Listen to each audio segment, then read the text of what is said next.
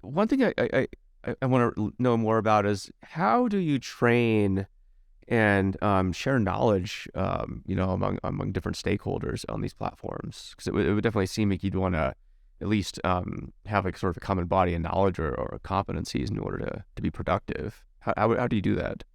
Yeah, it's a challenge. So I think there's two levels to it. The first is just like education on the platform, right? How do you write a DAG Store sensor and then like plug it in? One of the things that I really like about DAG Store is it's created to for the jobs that you run to be modular. So we have like 4 repositories that push jobs into the DAG Store central scheduler, and they're managed independently. So it's intended to be used that way, where you have like different environments and different Docker containers and different requirements. I knew because we have data science workflows, machine learning workflows, I knew we had to support all sorts of insane Python package requirements and stuff like that. So there was never going to be like a single base image, right? That you just use this and plug it in and it works. So we have this kind of heterogeneous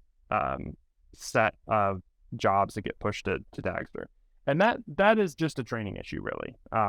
You're just coming up with a playbook and a template for how you do it, how you create the Docker file, like making the, image creation process as simple as possible.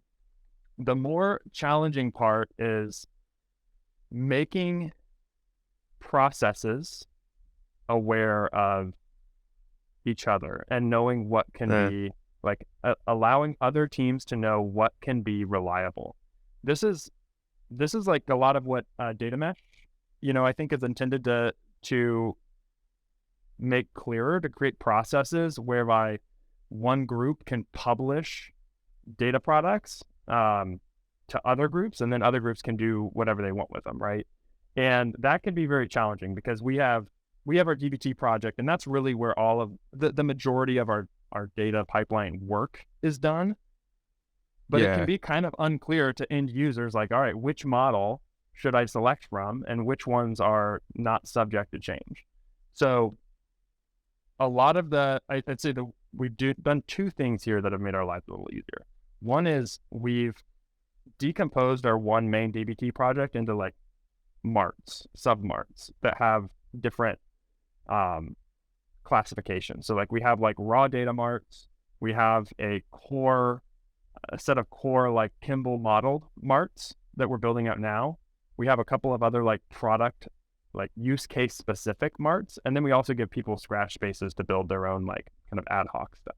And so there is a bit of a choose your own adventure opportunity available for end users. They can choose from the raw data.